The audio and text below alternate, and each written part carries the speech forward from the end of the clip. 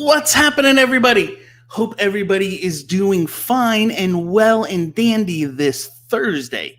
Hard to believe we're already into June. Gosh, I remember when it was January, and here we are almost halfway through the year. But hopefully everybody's doing well. I have been busier than ever lately, and I can't complain. It's awesome. It's amazing. But tonight we're going to talk about an exciting topic to me, one that I am getting asked all the time. People want to know, when is the market going to cool off, Jeremy? When is it going to be a good time to go and buy? And what's happening in the market now in Myrtle Beach? But we have an exciting show. I actually have a guest tonight. Not only do I have a guest, but I have a celebrity. Yes, this person has been on TV. Yeah, she's like kind of a big deal. But we're going to have a special guest join us here in a minute, and we're going to discuss this topic. She's an expert in the lending field.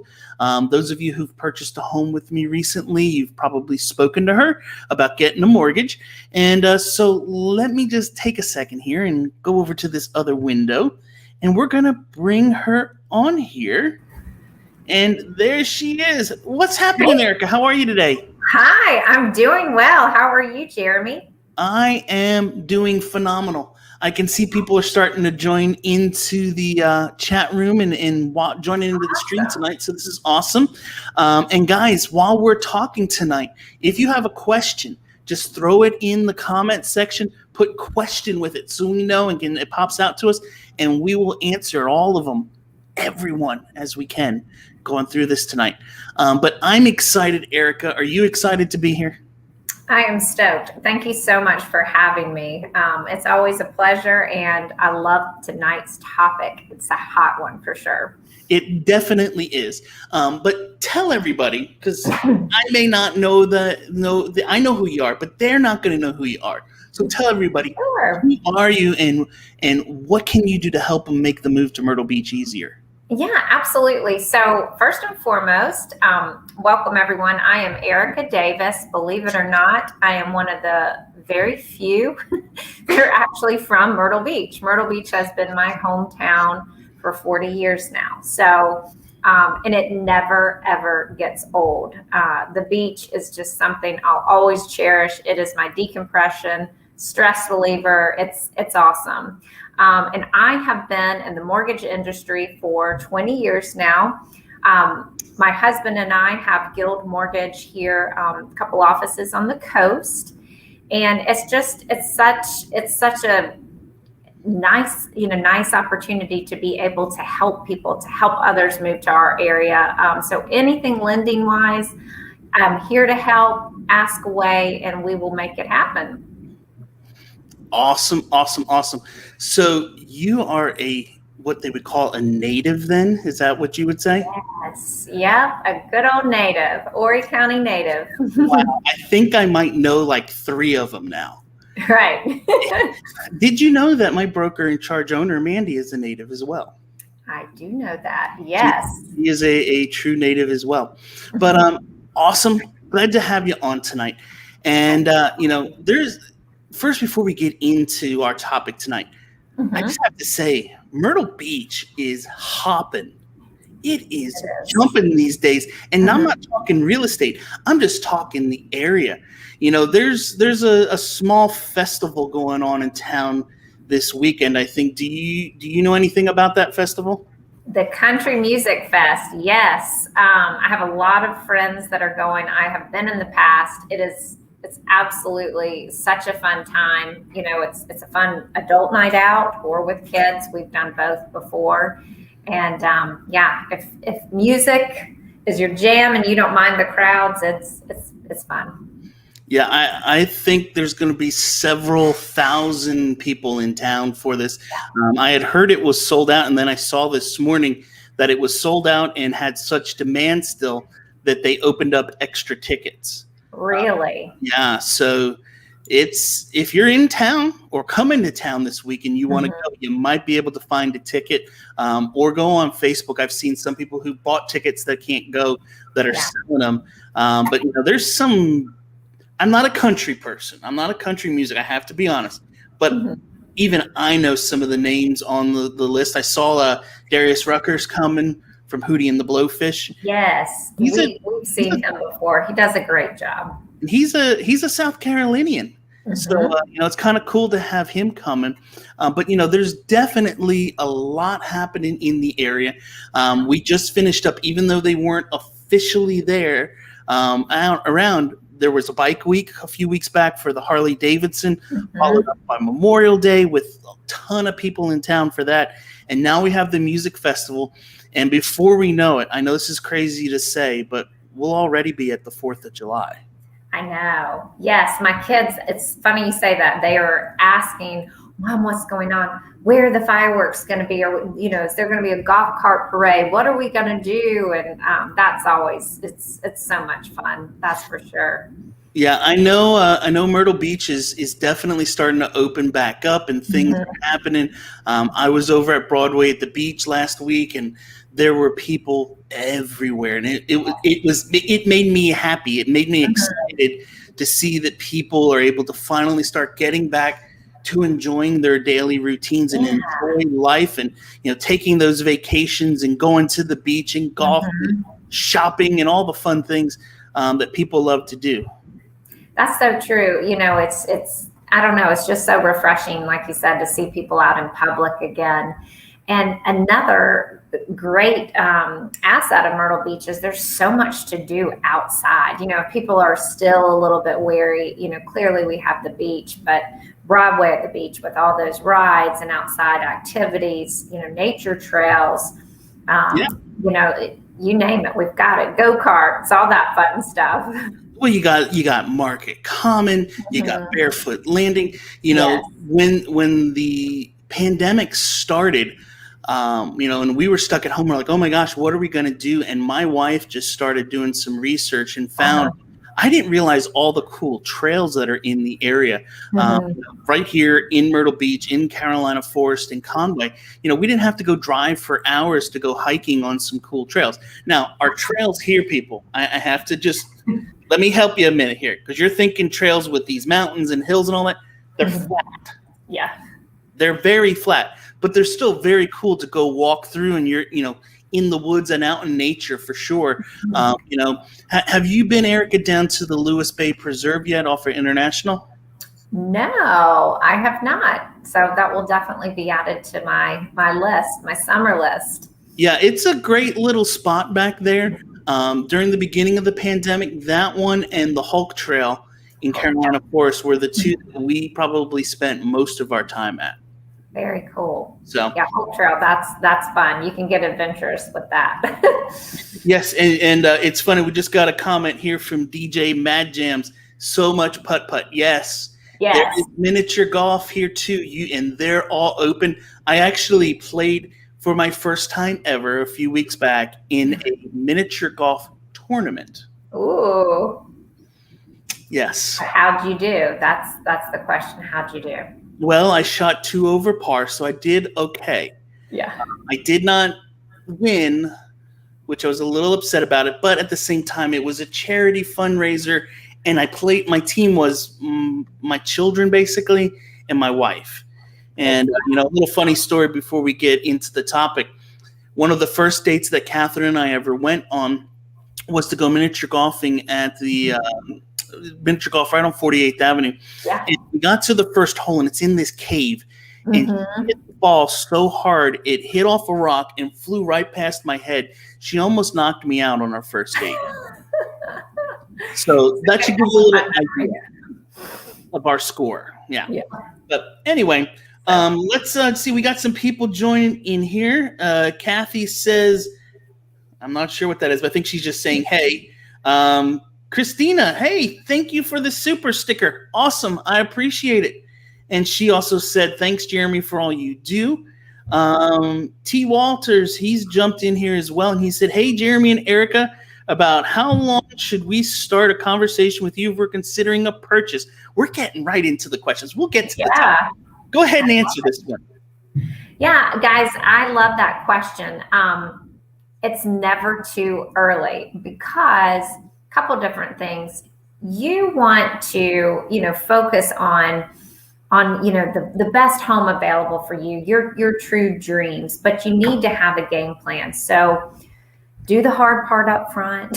Go ahead, apply.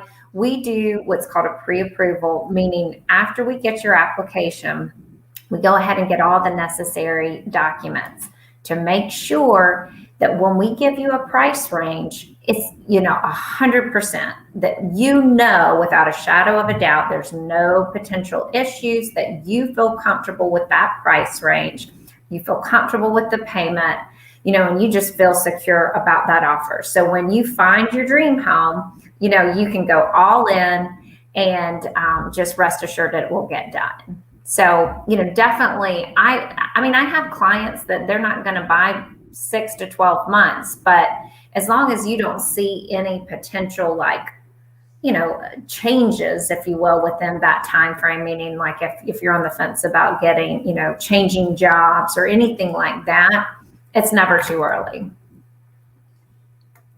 Awesome. Sorry, I'm trying to learn the controls in the back room, so you're doing better than I could on that. I'm figuring this out. We'll get it as we go. Let's see what else we got going on here. Kent says, "Hey, Jeremy, Kent from Ashburn, Virginia. Kent was here a few months back. He's coming soon to buy a house in the area. Yeah, I met with him. He was cool. And let's see. We also had that. Oh, another little question from the same person. I believe it is Trent. Is that your name? I think, if I remember correctly. But he wanted to know, have the deposit requirements changed 10 or 20%? Thanks, Trent." Oh, it says Trent there. Yeah, Trent. That's Trent. Yeah, Trent, that's a great question. So it all depends on the occupancy. If it's a primary residence, believe it or not, we do have some 100% options, but there's plenty of 3% down options and 5%. If it's a secondary residence, meaning you're not going to rent it out full time, you are going to definitely spend time there. You may rent it out just a little bit, but the main point of a secondary residence is really, vacation for you and time spent there. So that's 10% down. And then if it's a true investment property, meaning the main goal is to rent it out, weekly or annually, you name it, you are going to need 20 to 25% down.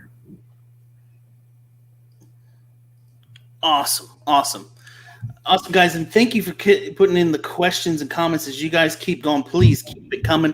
Let's see, what else do we have here? Phil says, "Gonna be in Myrtle Beach tomorrow." Phil, awesome.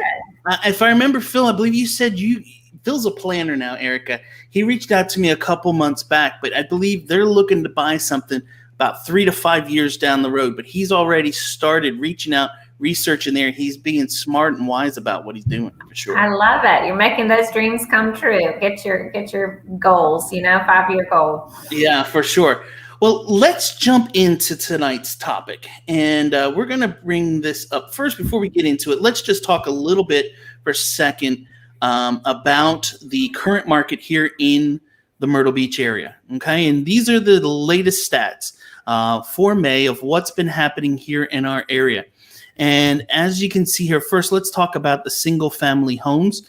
Prices have increased over last year, 27.8%. That's insane. Huge. That is insane. So right now, the median sales price in Myrtle Beach is $290,000. Now, if we look at some of this other stuff here, then if you notice, closed sales have gone down a little bit. They're not much, but they've gone down a little bit. They're down to 655. And pendings, though, are on the upswing.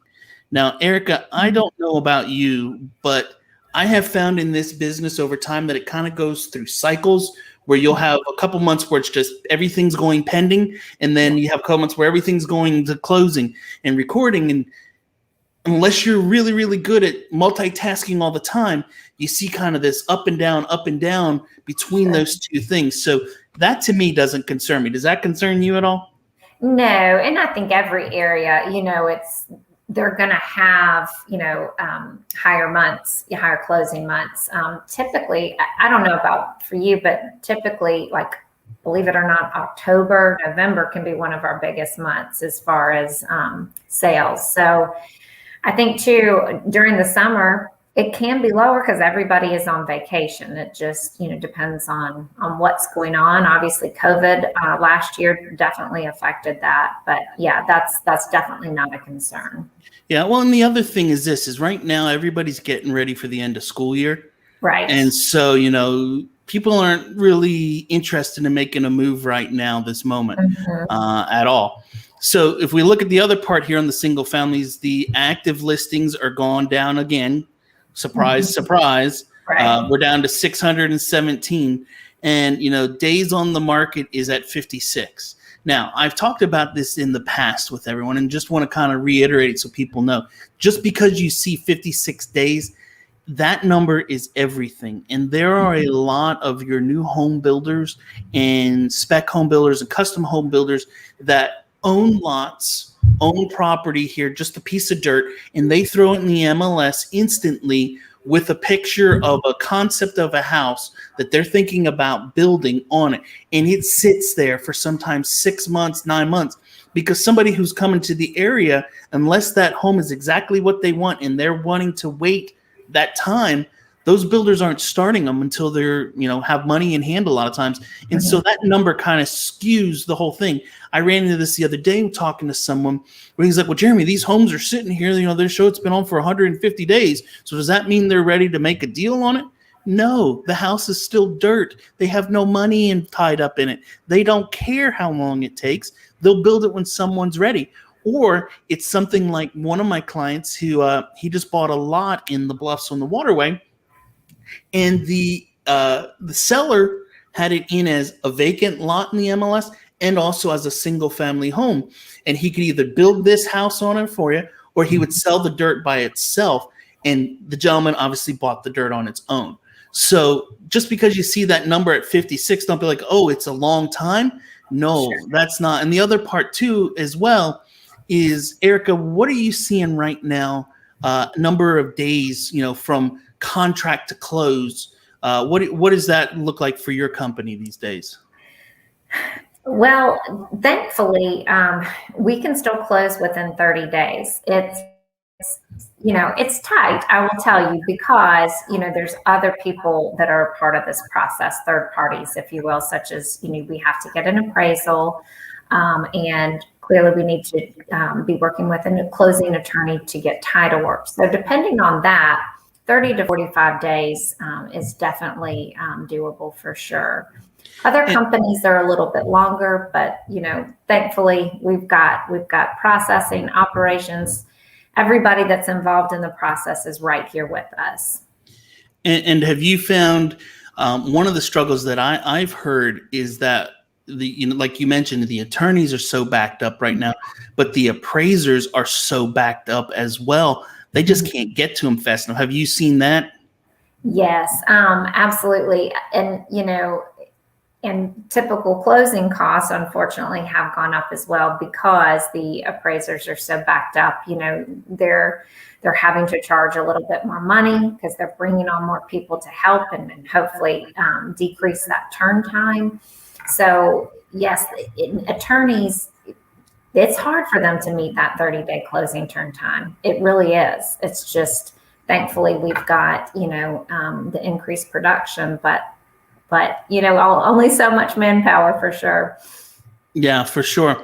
So let's take a quick check here, and we'll just kind of run through some of this on the condos. As you can see, the number of closed sales on condos is up 164% over last year. That's insane. Yes. But you got to think, last year at this time is when we were just now starting to get out of where, everybody had to stay locked at home and they were able to start buying stuff. And, the investment market, our big boom here in our area, what I've seen is it hasn't been the investment market, the second homes, the condos, and all. That has started in 2021, but it has been the primary residence market that has been where the boom is. But now the investors in them, now that they've got their house and they see the equity, they're wanting to buy everything else. So closed are up 164% over last year. Pendings are up almost 40%. Active listings is down almost 70%. And days on the market is down. Now, this stays on the market. The reason this one stays so high is, once again, this is an investor market. And what I have seen with investors is this. The investor comes in, they say, Jeremy, I have a 2-bedroom condo in this building. And, average sold in there is $225. They're all the units are exactly the same. They look, there's nothing that looks different with them. Mm-hmm. They have the same furniture, the same kitchen, everything's the same. And everything's at $225, and they say, Jeremy, I want $275. And they're going to just basically sit on that property, and they don't care how long it takes to sell because they have it. It's bringing in income. They don't care. They want to capitalize on the equity side. Mm-hmm. But if it takes them, 6-9 months, they don't care. So that's why that number is up to 60 days. And as you can see, a 24% increase on the median sales of condos. That's pretty big as well. Let's jump over here a second to the comments, and let me go scroll back up here a minute because we're starting to get some good stuff coming in here. And Trent said hi to both of you, mm-hmm. and then he said thank you for answering his questions. Phil said heck of a memory. I try to remember, Phil, but it's not always the greatest. All right, and let's see here. So Kathy asked then, we're interested in new homes being built in Longs. Are there a lot available? That's a good question, Kathy. Yes, there are.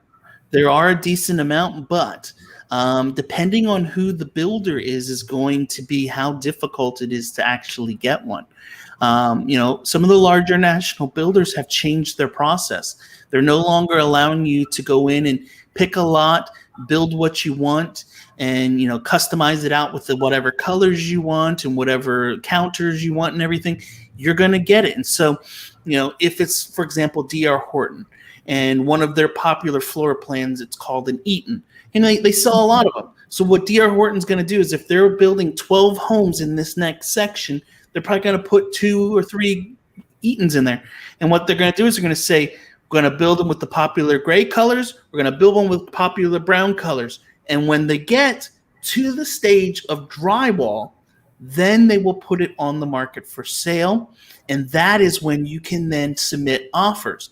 They'll put it on a Monday, and they will wait till Wednesday for all the offers to come in and then pick which one they want. So right now, new home construction can become a little bit trickier.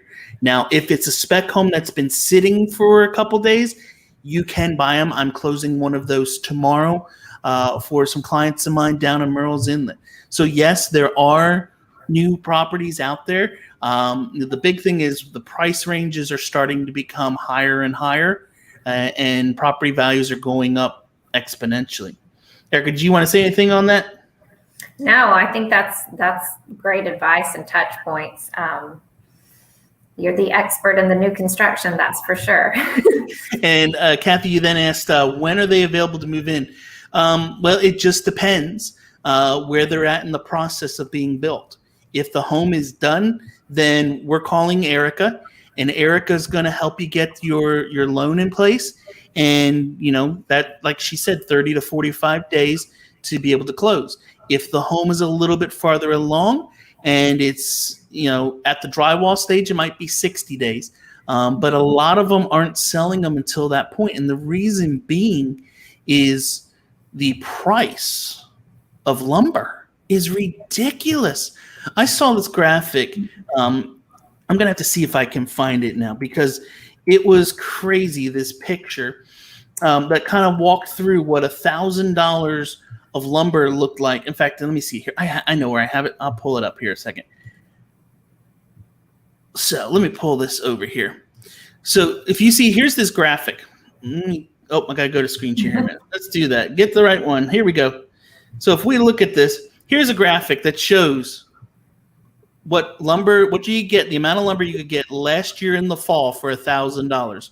There's probably about 15 sheets of plywood and probably 100 2x4s there, I would say. Nowadays, you're getting a third of the amount of plywood and about a fifth of the amount of boards, or about 2x4s. I mean, it's insane how much it is, and that's all because of the way new construction prices have gone up. And because of that, that's why your builders are not doing the pre-sales anymore. Mm-hmm. They're losing money and they're not going to do that. Right. But you still can get one, if it's a house that's ready in about 30 to 45 days. So let's see here. What's next? My wife and I will be selling our home and coming down with a check. We like checks. Checks are good. Cash is always king. Mm-hmm. If you need help when you're ready to do that, Phil, and sell it, let me know and I'll get you hooked up so that we can make the whole transition super smooth. The people that are buying tomorrow, I helped them with it. We had somebody list their townhouse in Virginia. They put it on the market, sold it in a day. Imagine that. Sold it for $20,000 over list. Imagine that. And it closed on Monday. Their funds and everything have processed through. Are going to be at the attorneys tomorrow. Erica did the loan. And it's closing all tomorrow. And if you don't mind, I'm going to interject real quick on that one too. Phil, it's amazing that you would have cash. Obviously, most people don't have that. It's rare. Another option, if you wanted to, just because interest rates are still at historic lows, and thankfully too, the market has gotten so hot. You can do what's called delayed financing. So if you wanted to pay cash for a property, we could then turn around and get you a loan. And it's, the interest rates are still super low on those. It's based off of, it's like a rate term refi. It's called, again, delayed financing. And, when you can make, on average 12% in the market, why not take 3%, for a loan? And that way you're able to just keep on growing the savings, compounding your money. And Erica, why I have you on the screen, I'm going to give you this next question from Trent. I'll let you answer that one. Yes. We love to help our veterans. Thank you so much for your service. We absolutely would love to help. And another benefit too, our VA loans, we actually service those. And that means we do not sell to a third party who's going to keep on selling. I'll always be your point of contact. So anything that changes in the future, if you change insurance, if you want to set up auto draft, anything, you can call me and you don't have to wonder who has your loan. So yes, absolutely. Awesome. All right, let's see. We got a couple more questions. We'll get back to the slides in a minute, but this is where it gets fun. I love it when people jump in and start asking questions. It makes it much more interesting. So Trent then says, last year I would scroll through Zillow for North Myrtle Beach and there were 5 to 6 pages of properties. And now there's about 1.5 pages listing. Yeah. Yep, that's about it. Let's see. Next is Dean. Oh, Dean, Dawn, what's happening? Erica, you're doing the loan for them as well. Yes, I was going to say, I know that name. Yep. And Dean says, thank you for help with my home buying process. We are so looking forward to closing on our home in July. We received great service from both of you. Awesome. Thank you so much. Yeah. Well, and with that, Erica, Pleasure. I think one of the things that I wanted to mention, and I hope it's okay that I do this. Sure. When you're buying new construction, those on-site builders, they're going to try to get you to use their lender. Yes. And, just like how Erica mentioned a minute ago, how she services the loan the whole way through. Mm-hmm. When you use one of those with the big name companies, basically the day after closing, your loan's being sold to XYZ place and the next day ABC. And every month you're going, who the heck am I sending my payment to? Yeah. And they use this thing of, oh, well, if you use our on-site lender and our on-site attorney, we will give you X number of dollars for closing costs. Mm-hmm. Erica, can you basically make that work for them? I can. Yeah. Most of the time, if it's something that we can, compete with or offer, match, I'm absolutely happy to help. We just need to be aware of the situation. What we don't know, we can't solve. So anything like that, my true goal is I want to help people. It's all about helping people, at least let me review it, see if these, the big old lender credit, closing cost credit, it might be hidden somewhere else. It might be built into the interest rate. Or, if they've got a great offer, I can solidify that and just, let you know, hey, this is your best option. You should feel good about it. Move forward with them. Either way, I'm here to help. But yeah, most of the times, clearly the builder typically they own the mortgage company. That's more income for them. So yes, they're gonna point you in that direction to use their preferred lender. But always get a second opinion. And again, most of the time we can match their credit, their closing cost credit. Yeah, and the same thing is true, guys, for insurance. A lot of them say, we have an insurance company. It doesn't hurt to talk to a couple people. No. Our company, Remax Southern Shores, recently just started an insurance company as well. And, the lady who runs it, her name's Terry, and I'm sure in the future I'll probably have her on one of the live streams with us. But, she told me the other day, she said, Jeremy, here's the difference between the person that you talk to at Pulte Insurance or at D.R. Horton Insurance or at whatever big name one. They're somewhere in wherever, and you're a number to them. Yeah. She said, versus I am here local. I'm going to see you when you walk into the grocery store, and I'm going to have to look you in the face. And I want to be able to look you in the face knowing that I did you best and got you the best deal for what you need, that you're taken care of and covered for the life of your house. Yeah. And that's kind of the same thing. So anyway. Yeah, I'm not going anywhere. I'm going to be in Myrtle Beach for life. So yes, you said it so well, Jeremy. Yeah. Let's see. Kathy says, thanks so much for your help. Anthony, what's happening, Anthony? Welcome. Anthony says, I'm looking to buy a 2-bed condo in Carolina Forest area, hopefully in the $130,000 price range. Would be making an all-cash offer. What range can I assume closing costs would be? Ooh, that's a good question. It's tough one to answer because that's all kind of fluid, Anthony. That answer. Because if it's going to depend on, number one, does it include insurance or does it not in the HOA fee? If not, you're going to have to pay for some insurance at closing.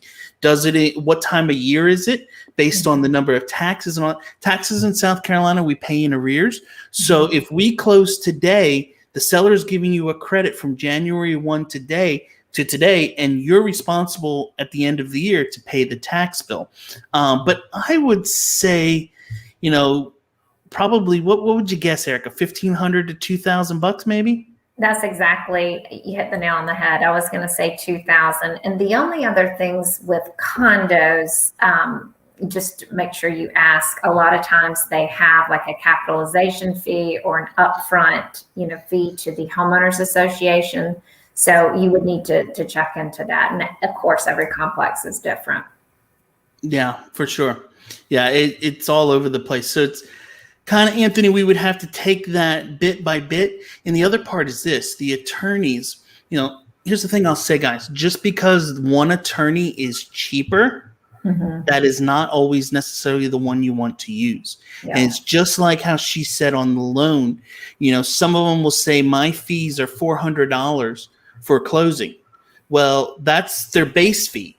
Then they have the courier fee, the admin fee, the talking to you on the phone fee, and whatever other fees they can think up to throw in there. Until it's said and done, it's $600-700. Whereas another one may say, listen, my fees are $595, and a lot of that stuff's included. So at the end of the day, what I always tell people is this: we want to get one that's good with communication. That's key number one. I have one that's closing tomorrow, and I still don't have a closing disclosure. I haven't had any chance to review it yet. Hopefully I'll have one in the morning to review before we get there. But it's not uncommon for me to walk into the closing and be looking at it for the first time. So, you get what you pay for sure. Biggest purchase probably ever. So you want to make sure you've got someone that you can trust for sure. Exactly. All right, Trent asks, if you had to recommend a town just outside Myrtle Beach, 15 to 30 minutes out, where prices might be somewhat more normal, what towns might you suggest? Erica, I'm going to let you answer this one first as the native on some of the towns that you think would be great in the 15 to 30 minute range of Myrtle Beach. Sure. Normally, I would say Conway. I think it's just beautiful. It's stunning. It's very historic. And, again, you're close to the beach, but that area has become, more hot. So it may be, unfortunately, priced a little bit higher than typically it would be. There's so many great opportunities. Longs is another area, again, within that 20-mile radius that you've got a little bit more land, you've got a little bit more privacy, but you're just a quick ride from downtown, from the beach areas. And another one too, and I could be wrong on this, Jeremy, price point wise, but I think Georgetown is another great area. It's kind of similar to Conway in the way that it's a little bit more historic and got those just pretty gorgeous old trees and just, I don't know, more greenery, more land. But that could be, I don't know how their home values have been increasing. Yeah, well, and here's the thing I would say on this. All across the board, really, prices have increased. It's not like Carolina Forest has increased this giant amount larger than Sockasty or something like that. Everything has been pretty steady along the way. The big thing is that I look at is this: what's going to best fit your lifestyle and what you want to do and your price point. We can find, depending on what your price point is, we can find you something in just about every market still. The difficulty may be a little bit higher, but it is still possible. It is possible to find a house still somewhat close to Carolina Forest in Myrtle Beach area for $250,000. There are very few that are out there, and the minute they hit the market, you have to be ready to buy that day and think of every creative way you can to make your offer stand out. But there are some there, and so the big thing is knowing not so much. I wouldn't look, because here's the other part to that too, which I was going to say. I dealt with this with a client who was moving here from Las Vegas, and they didn't know Myrtle Beach at all. And so the first house they found was on the far side of Aner.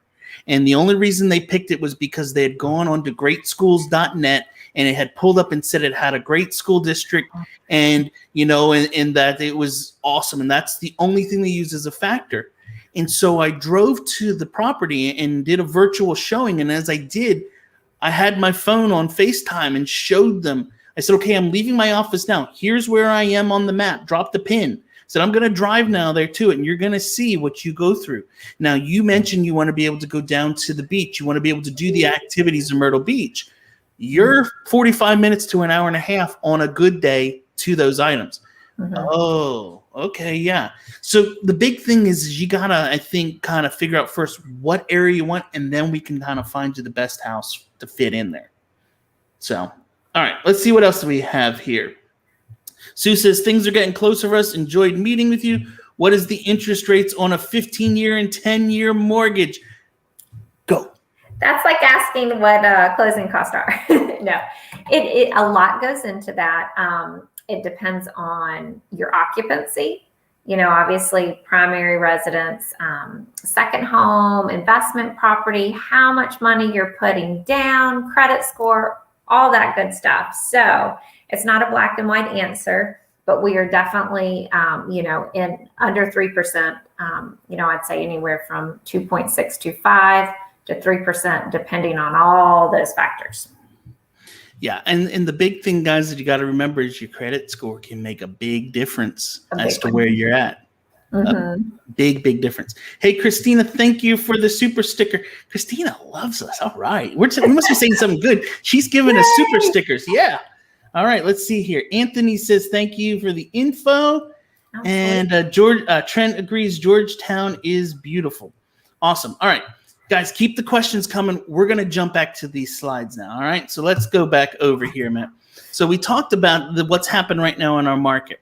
So let's get into this topic now of what we really wanted to discuss of when is the market going to cool off. I found this slide, and I thought this was kind of startling and amazing at the same time.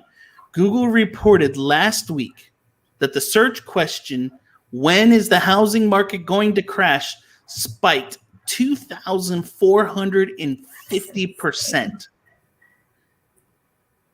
I can't even comprehend how many millions of people that must be asking that question. But I'm sure, Erica, you're hearing this question as much, if not more, than me. Of when is the market going to crash? Everybody wants to know. If you want to know when is the market going to crash, and you're listening in the comments, just say I want to know. Just type it right now. I bet you we're going to watch that thing just go bloop bloop bloop bloop. I know. Because everybody's wanting to know this. So if you want to know, type I want to know. Let's see what happens with that. All right, and so I want to get into this topic a little bit and kind of go through some different things and get your thoughts on it and what you have seen. So the first slide that I wanted to kind of talk about is that prospective home buyers planning to buy in the next 12 months is going to be up to 16%. That is a big segment of people wanting to buy a home. I mean, you got to think, how many billions of people do we have in the United States? And that's a lot of people. And when you look at it, Q1 and Q2 of this year, which is what we're in right now, they're even less. So from what this is showing, Erica, am I reading this wrong? Or does it look like we're about to have even more craziness than what we currently have? I know. In a good way. Yeah, for sure. So then we go and we look at some other things here. Buyers continued their frenzy pace in March despite limited inventory, with 29 markets recording double-digit showings per listing compared to the previous high of 82 markets in February. So I think what they're trying to tell us is, number one, what we saw in the beginning of the year has gone up, ramped up even more, and is going to just continue to do that. So let's break this down and jump into local here, okay? And so I've jumped into, it logged me out. Let me log back in here a minute. What happens when you're inactive?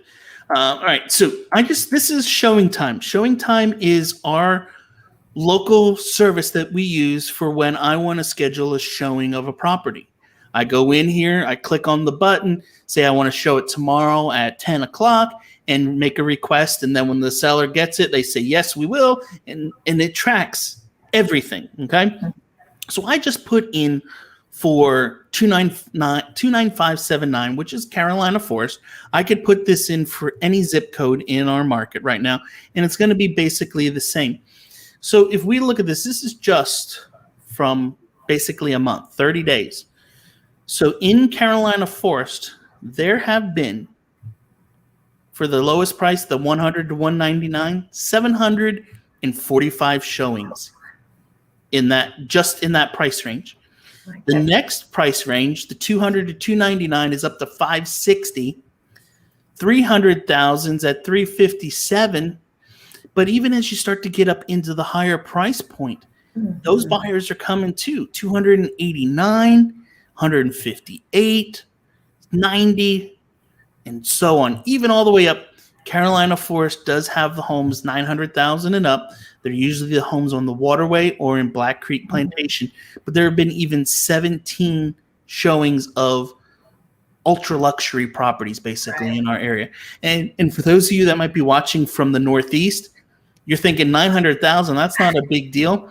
Trust me when I say a house in Carolina Forest, 900,000 and up, is going to be an amazing property for what you would get. We're talking 4,000, 5,000, 6,000 square feet, maybe 2 acres of land with it on the waterway, amazing pools, all kinds of stuff in that market. So I would say, and Erica, you from what you've seen probably here in the mortgage side of things, have you seen any bit of a slowdown on loan applications, people getting, pre-approvals in that over the last few weeks? No, pre-approvals definitely are up. The biggest, obstacle, if you will, is just them getting an accepted offer. So, a lot of the folks that we've pre-approved, again, they're just trying to find, the best fit for them. And of course, with the multiple offer situation, unfortunately, they're having to, pick several homes instead of just, one and that's it, because, that's just what's happening right now. Yeah, for sure. For sure. The other question that I get then after we get past is the market going to slow down, which I don't think it's slowing down anytime soon. No. You don't think it's slowing down anytime soon. No, and when you said too, the $900,000 price point, that's super high in our area, but you hit the nail on the head, I think.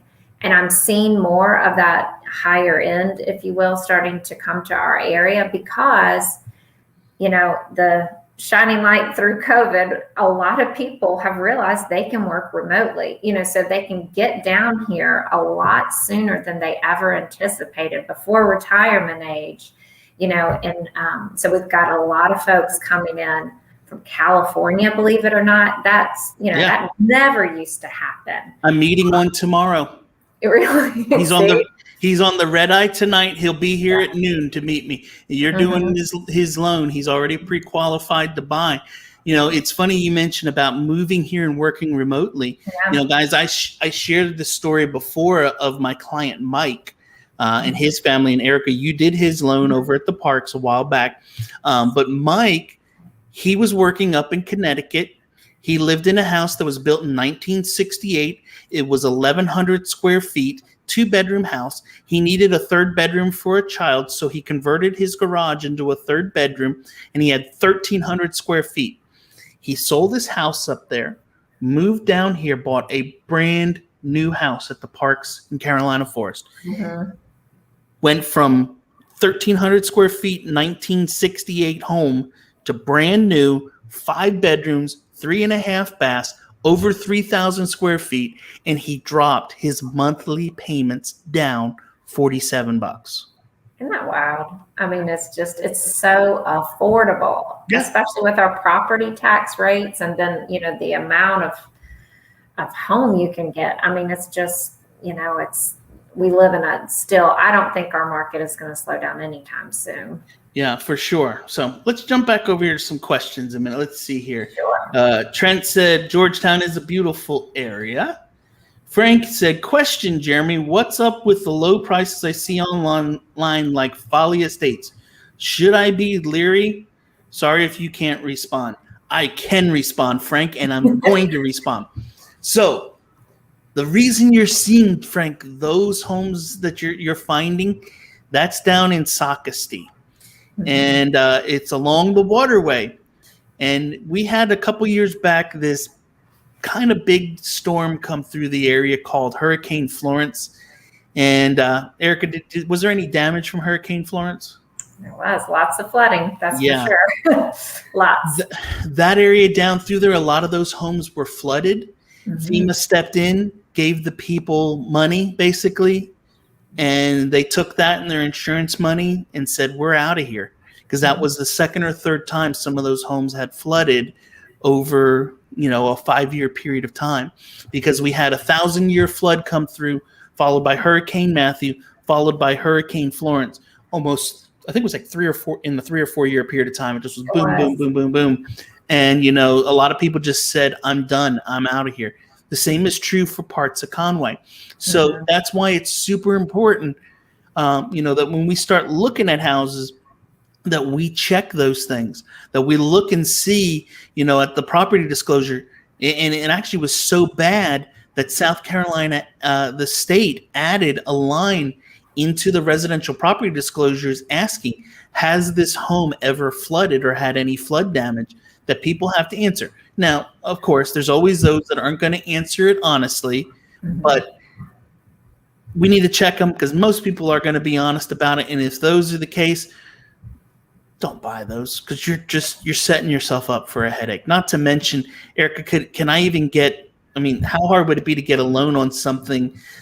These houses that you're probably seeing, Frank, have drywall cut 4 or 5 feet up in the house and all the insulation ripped out and it's just framing. Can I even get any type of a mortgage on that type of thing? It all depends on the appraisal, but if you're having to do, especially if you're doing a government loan, there's more restrictions there in a good way. It's protecting you and, just and finding an amazing agent, such as Jeremy, that's looking out and giving you the sound advice and protecting you. It's not all about a sale. He's got your best interest at heart. Yeah, for sure. And see, I knew I'd get somebody. Anthony wanted to know. Good, we had somebody. Whew, I started to get a little worried there for a minute. Let's see here. Mike's from Ohio here, visiting Myrtle soon. Yay. Nice, awesome. Come on down, Mike. Yes. If you check out on the channel if you want to know some things to do. I've got all kinds of videos about things to do in the area. Let's see what else here. Kathy said, question: are the showings ratings in person? I think she's trying to maybe ask, are showings being done in person? Yes, if that's what you're asking. I'm taking people out to see homes on a regular basis. As we stated, Kathy, in the beginning of the broadcast tonight, Myrtle Beach is pretty well open. People are going and seeing properties in person. I've seen open houses come back. Everything is pretty well basically opened back up again. Let's see here. Trent asks, is it true that lending standards have tightened? Trent's got tricky questions for you tonight. He's bringing it for you. Yes. So, yes, some things have tightened, some things have loosened. And I hope, Jeremy, if I'm getting too far ahead here in the whole topic, but all our restrictions, all of our guidelines, it can be a little cumbersome. I get it. It's a lot of paperwork, but it's all for protection, to make sure, A, that you can truly afford it and you're not taking a risk for yourself and for your family. And then B, so we don't have another housing bubble. And I know I'm kind of leading into this and we can talk way more on it, but and I think the latest restrictions, if you will, have been condos. And again, it's protection, making sure, if we have what's called condo tels down here, and they, operate just like a hotel. So you've got the nightly check-ins and things like that. So because it's truly an investment property, right? Not many people make that their primary residence when it's a hotel. So if we know it's going to be investment property, if it's nightly rentals, there are additional restrictions on it because people are more likely to let an investment property go first over their primary residence. So things like that, yes. Yeah, and I talked about this on a stream. I think it might have been last month or so. People were asking, is the bubble going to burst again? And I went through the quality of the buyers today versus buyers in the past. And, back, just like you, I've been in this business forever and a day now. I started in 2001, basically a week before 9/11, and, been through that bubble that we had that burst, and it was not a fun time. But here's the thing. Back then, people were buying stuff they could not afford. They were getting loans literally, they walked in the door and said, with a piece of paper, said, I want to buy this. They said, let's call a lender. The lender said, yep, they're breathing. Let's give them money. I mean, that seemed how easy it was. And people were buying it on interest only and all of these programs that never should have been out there. And, the buyers now, average, what I have seen and what I shared last time is that the average credit score of buyers today is and this is for just across the board, 750 range. That's a pretty good credit score, is it not? It's amazing. Anything 740 or higher, it's A+ credit. You're going to get the best. You're going to get rewarded for good credit as far as pricing. Yeah, and the other part then that I saw is the average debt to income of people buying a house. This is once again for all loans across the board, averaged out to 35% of debt to income. Is that pretty good as well? That's amazing. Yes. I mean, I wish everybody had that just because, again, it's stability. That, you've got a lot of flexibility in case something happened unforeseen, health issues, you lose your job for a certain period of time. If you're at 35% debt to income, you can get through those hard times. And that's what it's all about, making sure that, this truly works for you and you're not at risk.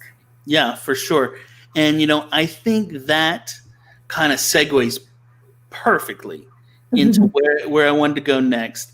And thanks, guys, for the comments. I'll get back to a minute, but we got to jump onto this slide here a minute because, the one thing that I hear next is now that we've kind of made it through COVID and the forbearance process and all that, this bubble's about to burst, and we're going to see the foreclosure market open up the floodgates, and there's going to be so many foreclosures out there for people to buy.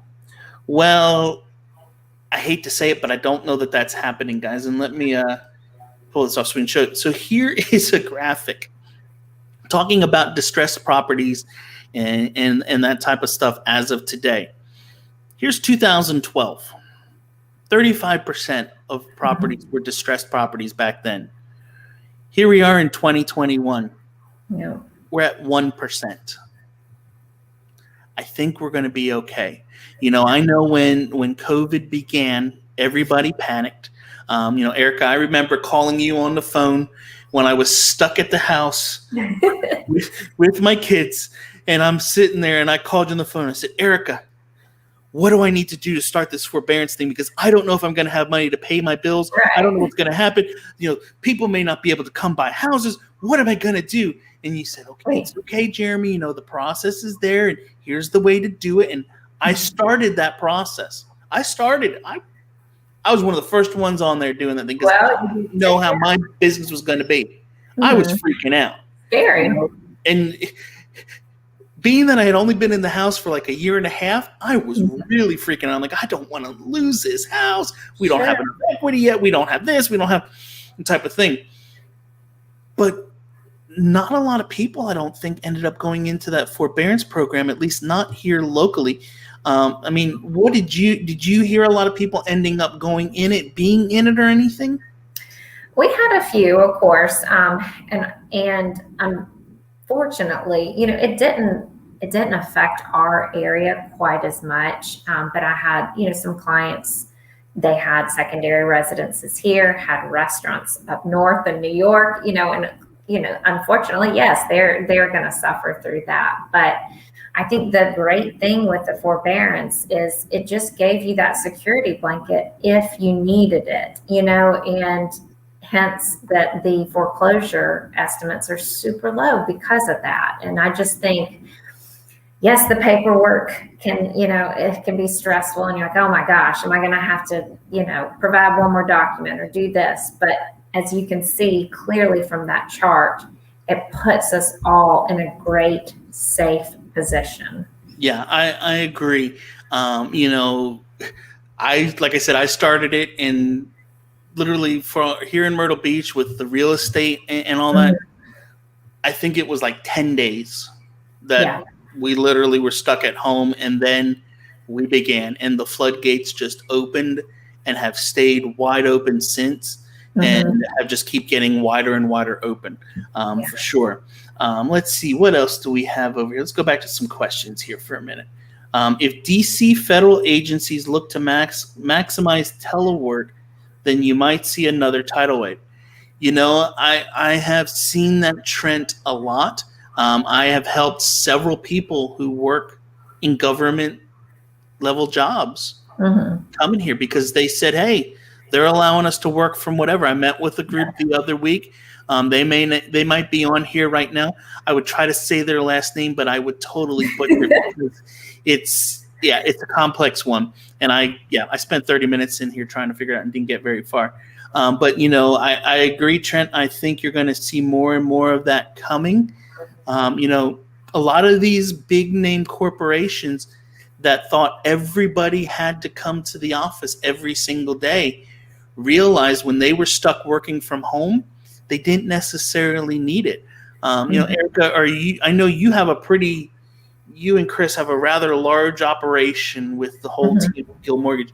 Are your people back working in an office, working remotely, or a mixture? What do you have going with that? Yeah, that's a great question. I was definitely one of these prior to COVID. Got up, I was in work, dressed up, and I was the first one in, last one out. And I think COVID it teaches you that you don't have to have that environment, for the same results. And actually, a lot of people accomplish more at home with less distraction. I certainly do sometimes. So we've got a mix. It's open to whatever's a better fit. And the nice thing with working remotely, we've been able to hire some great operational people as far as underwriters and processors that we never would, Myrtle Beach is still a small town, so we don't have, a big pool to pick from those types of positions. So yes, we have some new employees as well that we never would have had the opportunity to work with that are not here in Myrtle Beach. Maybe one day. Yeah. So in other words, what you're saying is you became comfortable in the comfy, cozy pants all day long? Oh, yeah. With the fancy top? Yeah.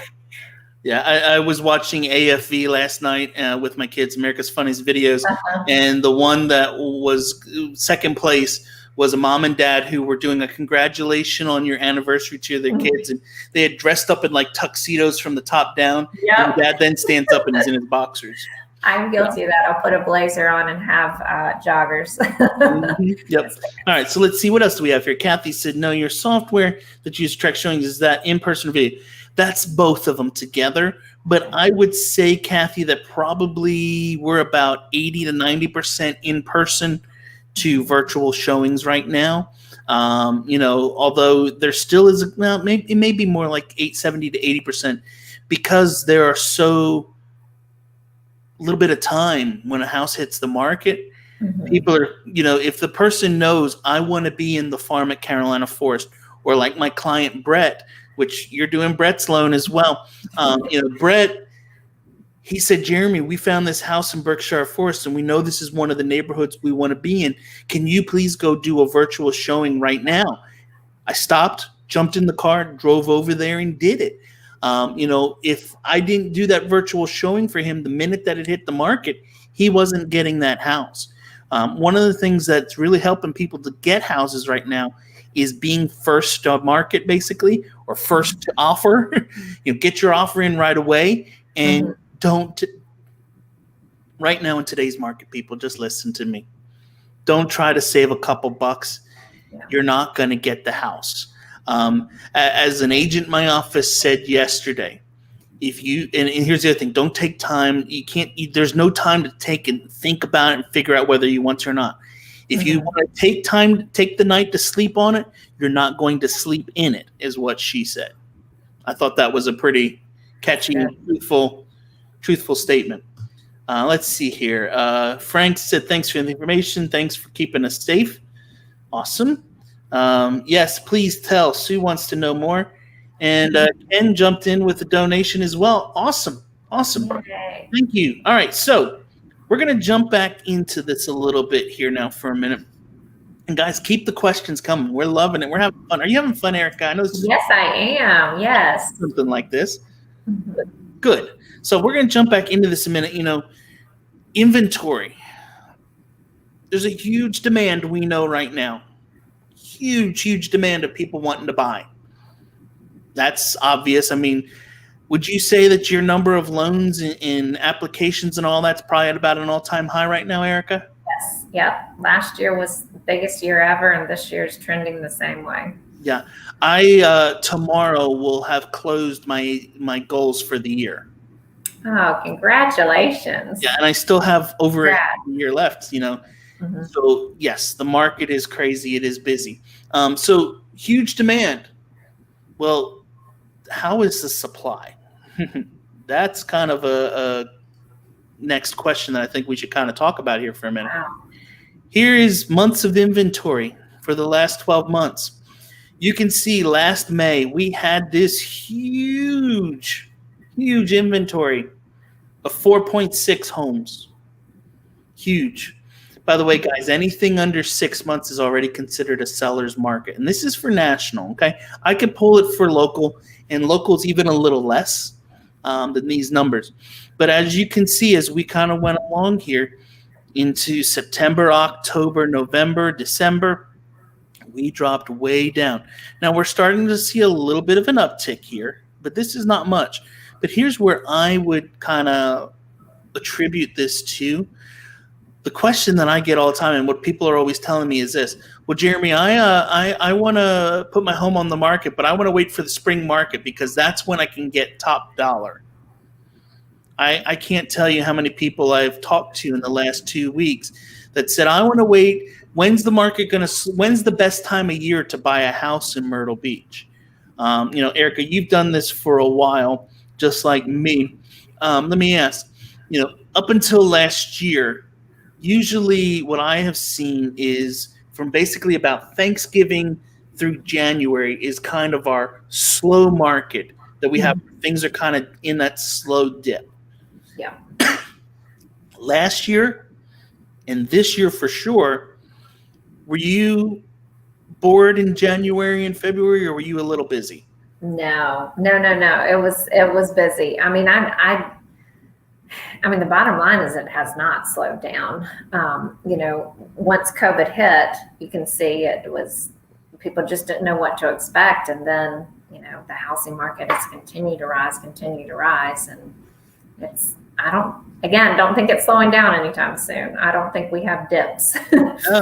No, and so we talked a little bit about construction costs and how it's affecting new construction. Yeah. Here's new home.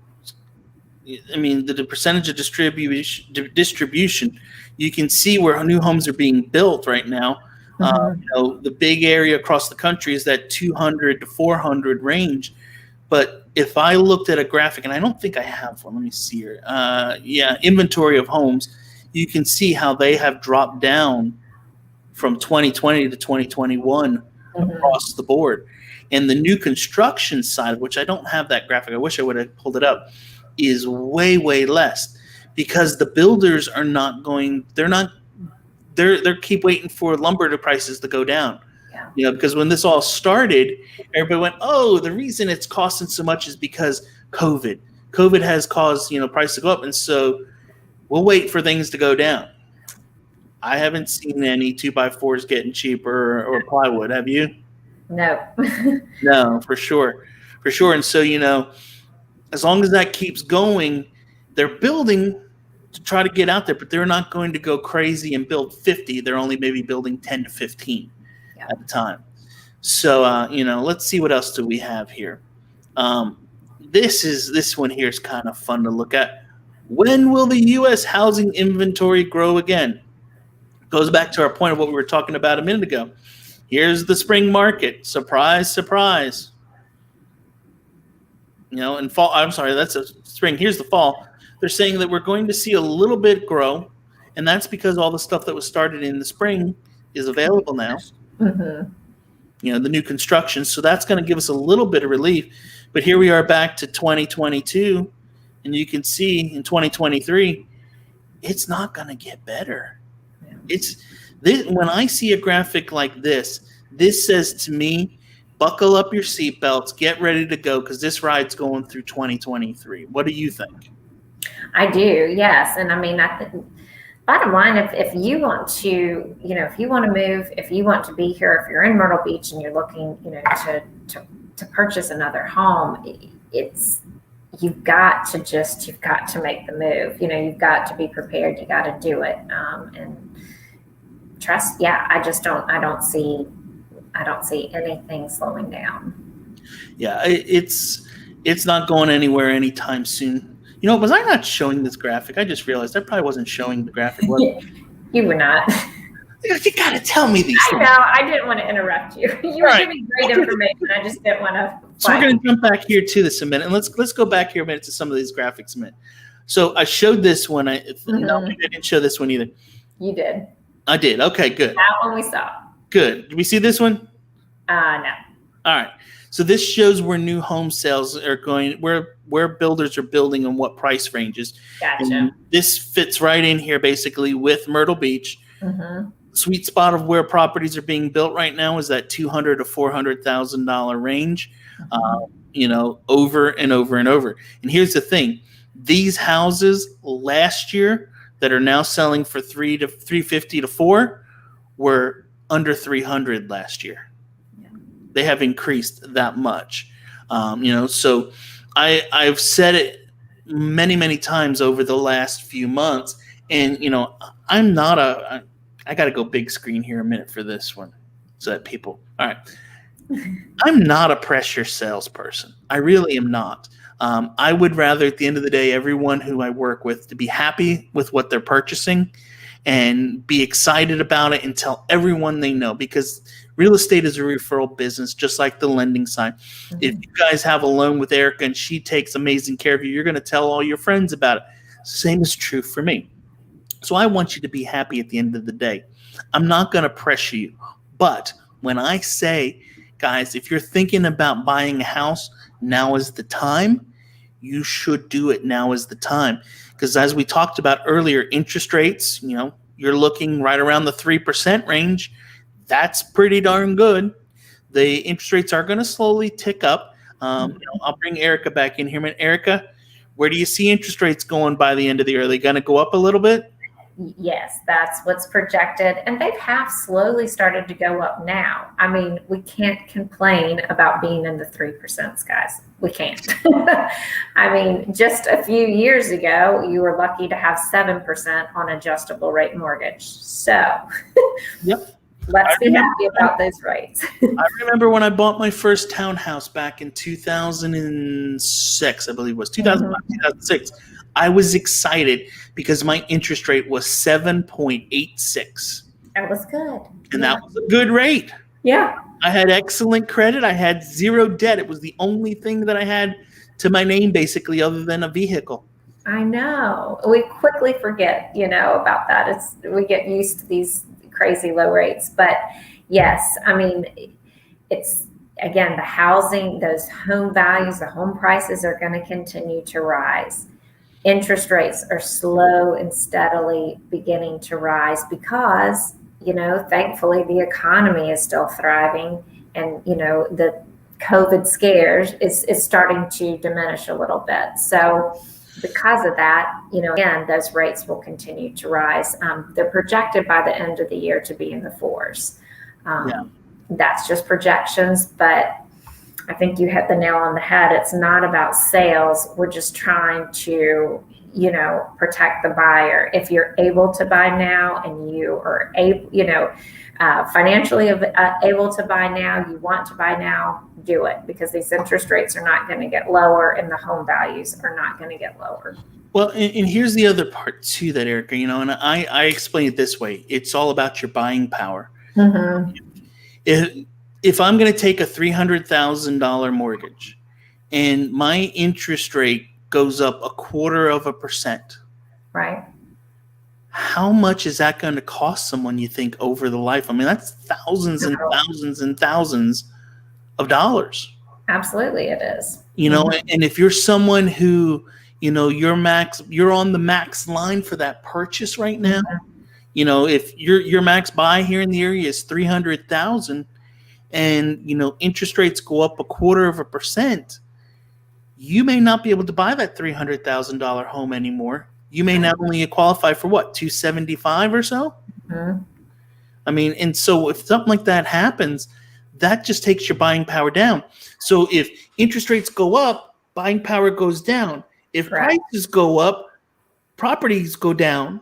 So that's why I share with it and say that, the question that I've had many times over the last few weeks is this: well, we're thinking of retiring to the area in the next few years.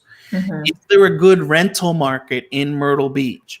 Should we try to buy now, even though the market's hot, or should we, and try to rent the house out? Could we rent it, or do you think we just need to wait 2 to 3 years?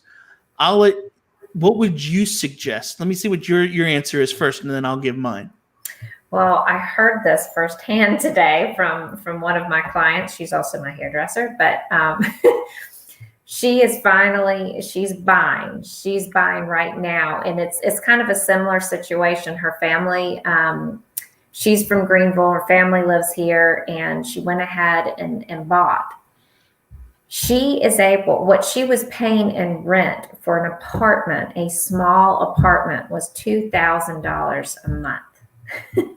So imagine what you could get monthly on rental income, for anywhere $200,000 to $400,000 house, guys. I mean, you're easily talking $3,000, $3,500 a month in rental income. So why wouldn't you go ahead, secure, that property while we can, before it increases any higher, able to get that rental income, get a good tax write-off, and lock in that interest rate. It's funny, the story, and my answer is basically the same. Mm-hmm. What I share with people is this, because our company, Remax Southern Shores, also has a long-term rental division. It's called Stay and Play Myrtle Beach. Mm-hmm. And Risa, who runs it, is amazing. And she is begging us, literally begging us every day for rentals. Guys, I need properties to rent. I have people who need them. I need people who need it. Mm-hmm. Now, the other story that I share with people is this. And while I share this, guys, if you have questions, keep them coming. I know everybody's kind of stopped to listen to us because we got into a good topic, but keep the questions coming because that's going to make it more fun. But the house next door to Catherine and I, it's a rental property. It's I think a 3-bedroom, 2-bath house, like 1,600 square feet. It is nothing special. Mm-hmm. I know this. The gentleman, there was a gentleman and his wife that were renting it, and he's a urologist in town. He bought a home, moved out. And so when he moved out, they put the house on the market for rent again. It was on the rental market, probably not even 2 weeks' time. Mm-hmm. Was rented again.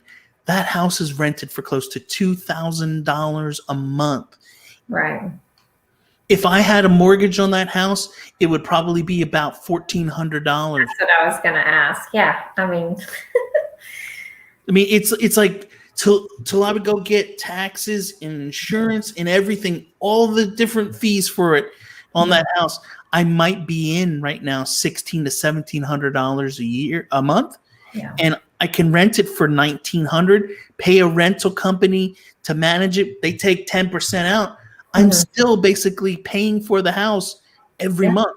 Meanwhile, we have the property values here, which, as I shared in the beginning, they're going up at insane rates. And so I'm building equity in my house every day, and I'm locking in rates at today's rates. So, it's definitely, if somebody's thinking about, hey, I'm going to retire in the next 3 to 5 years, and you're thinking Myrtle Beach is where you want to retire to, you may want to consider coming now, buying that retirement home, put a tenant in there, let them pay your mortgage for the next 3 years, and build equity in the house. And, and the other part with it too, and Erica, I'll let you talk on this for a minute, but the other thing I was sharing with people is this, and if I say this incorrectly, please correct me on it so that I say this correctly moving forward. But if you have a house then that you're going to sell up in New York or in New Jersey, and I'm going to bring out $200,000 equity, and I have a $300,000 mortgage, I can take that chunk of money and do a recast on that loan and drop it down, right? And I can take my mortgage payment then when I'm here living down to basically nothing, right? Mm-hmm. Yeah, a recast is something I do not think we talk about enough. It is an incredible opportunity. So you hit the nail on the head.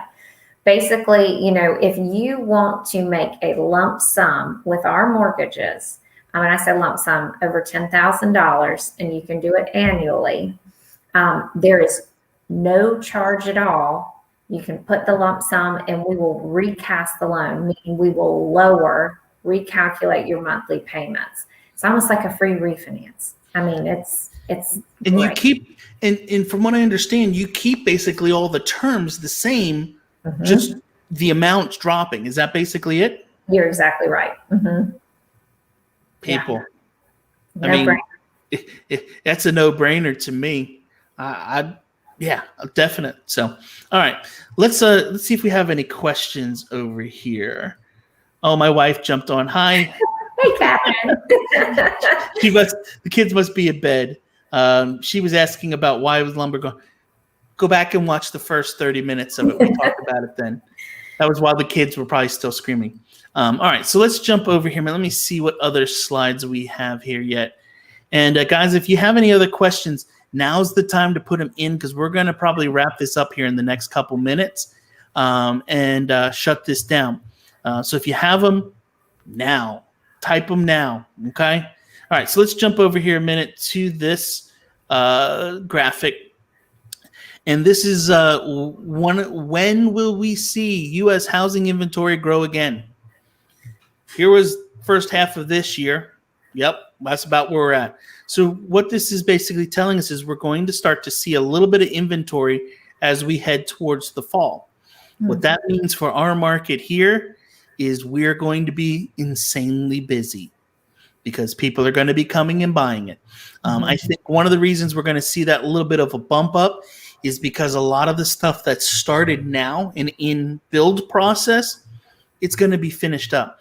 Most new construction stuff takes 4 to 6 months for spec home builders to do, custom 6 months to 9 to 12 months to kind of get that all done up. So you're going to see some of that stuff definitely, start to show up a little bit. But as we head into next year, that inventory is just going to go back down. And what this is basically telling us is that as we head into 2023, we're going to be back crazy again. Would you agree with that, Erica? Yeah, I do. And tell me too, I'm just curious myself, do you think, it being busier in the fall is just because school's out, like you're talking about, people are on vacation, that sort of thing. And then with COVID, they might feel a little bit more comfortable traveling down here. Well, here's the thing. This is what's crazy. Most people that I speak to in our market, the spring market is their jam. That's when their bread and butter is happening and their busiest of the year. Okay. For me, that has never been the case. Never. Ever, nor has really summer. People think in the summertime, everybody's coming and buying, and they're buying the investment properties on. Yeah, you can't get an investment property in the summertime because they're all rented. You can't get in the season. But when it gets to fall, since getting back into real estate full time in 2014, fall has every year been my biggest quarter of the year by far. By far, it's just interesting. Yep, and so here's where I think that happens, why that happens. And also winter has been very strong for me too. And the reason being is people who come and visit in the springtime, if they have families and children, they're not necessarily ready to buy then. They're buying it in the summertime. But the people who come, and so you deal with a lot of what I call tire kickers through springtime, where, I meet with tons of people. And yes, some will buy, but most of them will be back again type of thing. The people who I meet with in the fall and in the winter, they're not on vacation. And while they're here, let's look at a house. They are, hey, you know what? We've decided we want to move to Myrtle Beach. Our home is closing on September 30th. We're coming down the first week of September, and we need to find a home to close.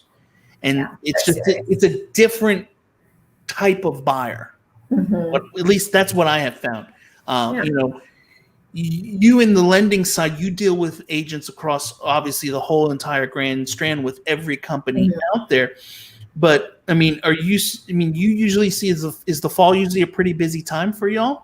It is. And that's how I was just kind of curious if it was, just kind of a fluke thing that it was for me. But yeah, October is typically the biggest month. And then normally November is pretty darn close.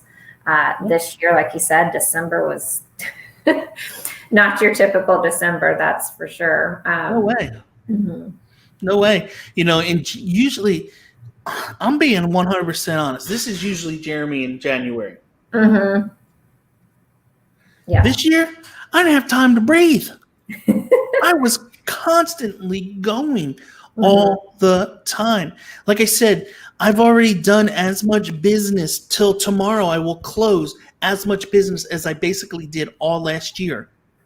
It's insane, and so and at the same time, I'm excited because I'm heading towards the fall, which is normally the big time of the year, and and so I'm excited to see where things go over the end of till the end of this year.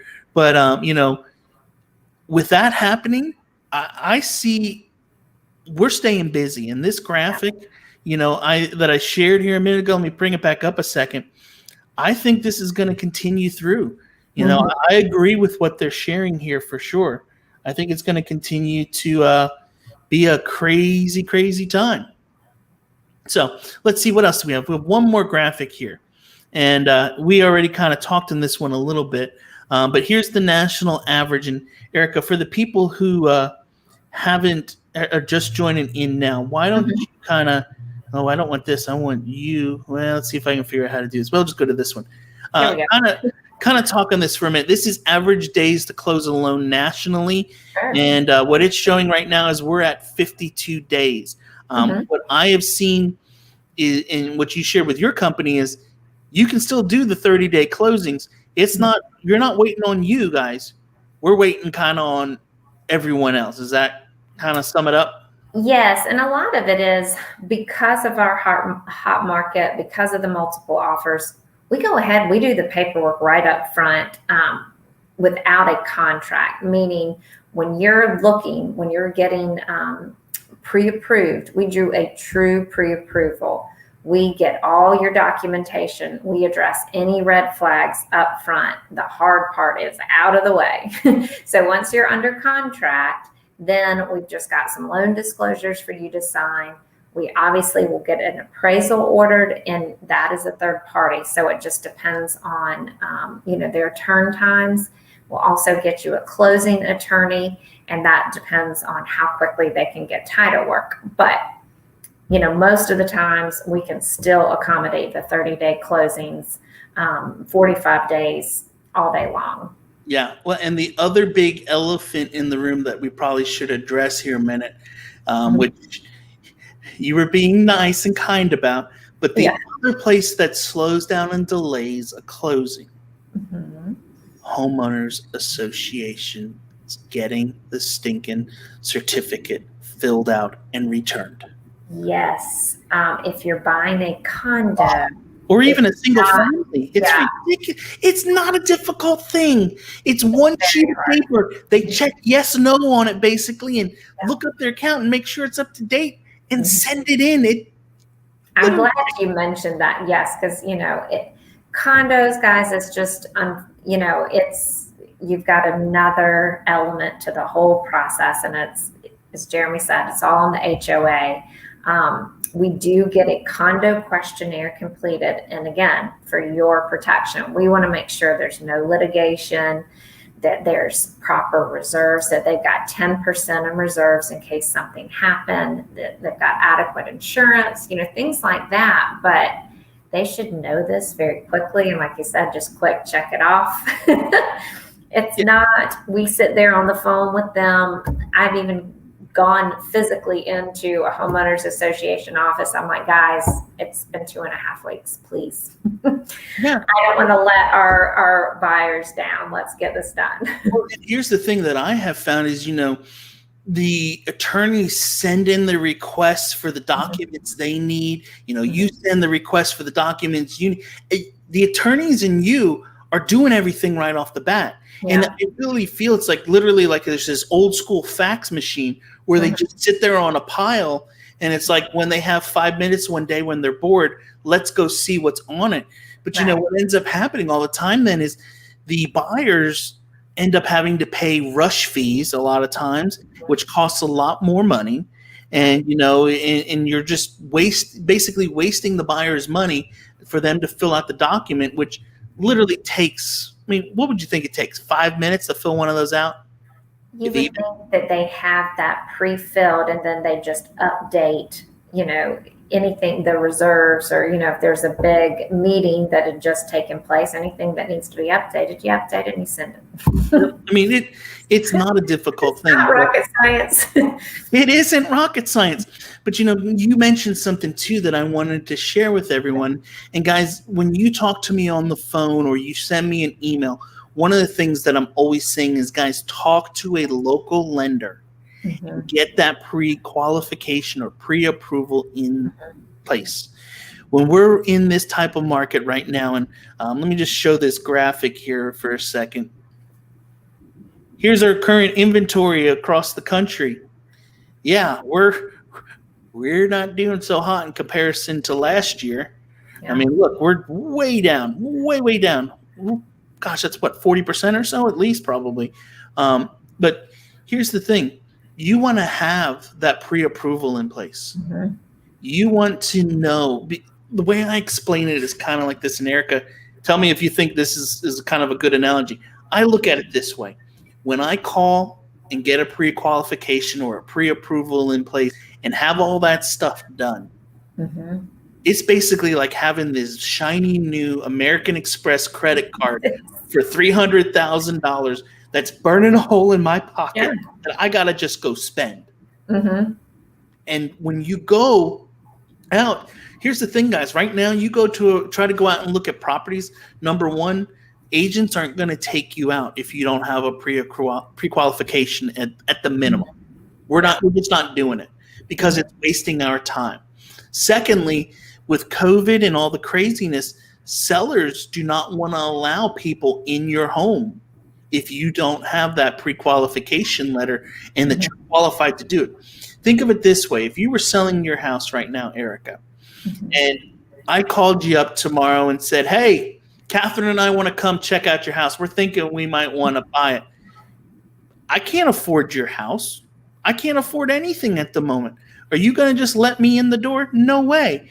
But you want to know, the sellers want to know, this person can actually purchase it before I open up my house, let them bring any type of germs that they may have on them into the home, risk my health to have somebody come in that can't even buy it.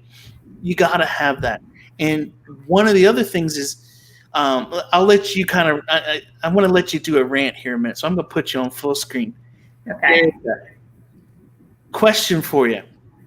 I have a pre-qualification letter with Rocket Mortgage. Isn't that good enough? Am I good to go? No, you're not. I get this all the time. I think it's because, we're on our phones, we're on the internet all day long. And so it's just like, oh yeah, I can just quickly get a loan. Guys, it's an 800 number. It's customer service number. You're going to get somebody different every single time.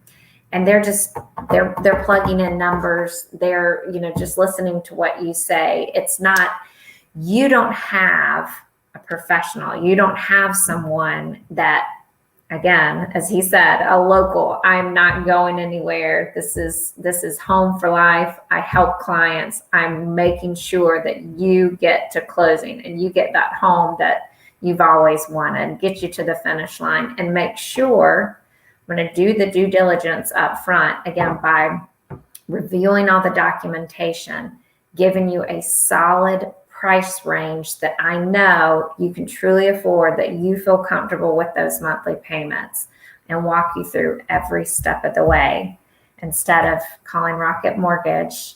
But Erica, I spent 5 minutes on Quicken Loans and they sent me a pre-approval. Exactly. All I'm going to do is give them my name and I have this. I'm good to go. Let's go buy a house.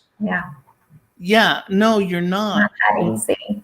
And they quote super low rates, guys. I today got a loan estimate from Quicken because they're like, oh, they quoted me 2%. I'm like, guys, there's not that big of a difference. The market sets the rates, So long story short, I look at the estimate. They were being charged 4 discount points. So that's 4% of whatever their loan amount is. I mean, that's a lot of money, lot of money. So you just can't, you need that helping hand. You need that lifeline throughout the process. And we're here. Everybody is here locally in our office that's involved in the process, again, to make sure you get to closing and you get to closing on time. And just take as much stress away as we can. Yeah, well, and I can't stress enough the importance of the local person. and that understands it, and I share it with people all the time. And I just spoke to a gentleman yesterday. Brian, I don't know if you're watching tonight, maybe you are. So, hey, but Brian had his local credit union up in just North Carolina. It's right over the border. They should know what they're doing. They gave him a pre-qualification to buy a place down here up to $200,000. And Brian started asking me about a lot of properties along the beach. And I said, Brian, I said, do they do lending on condotel? He said, on a what? I said, a condotel. What the heck is that, Jeremy? And so I explained to him what condotels are and if they do financing. And he's like, I don't know. I'm like, I can pretty much guarantee you that they're not going to do that. We need to get some, and also the guidelines for condotel financing is very different as well. And so we spoke for a while on the phone and kind of went through the stuff, and I don't think he's buying a condotel now. I think he's going to either that, or he's going to have to go with a local bank here that can do condotel financing, which, guys, not everyone can. I know you're working on getting a product in place for that, right? We are, yes. And unfortunately, condotel financing, it's slim, guys. There's not a lot of options for that. Again, because it's an investment property, you've got hotel-like characteristics. So it's a more riskier product, if you will. So yes, we are getting, we're getting a product for that. We want to make sure that we can, provide the same level of service on that as we can everything else before we release that. Yeah, and with those types of products, people, just so you know, you're not going to be able to do it's not the normal, 10% down. Correct. A lot of these are going to be 20, 25% down. If there's litigation in the building and we have to do portfolio type products, you're going to have to go to specialty banks, and they're not going to give you the typical, 15, 30-year fixed. It's going to be some sort of an ARM or some sort of other creative product to do it. We can find it. It can be done, but just expect to be putting a lot more down. Your interest rate might be a little bit higher, and that's all because there's so much more risk.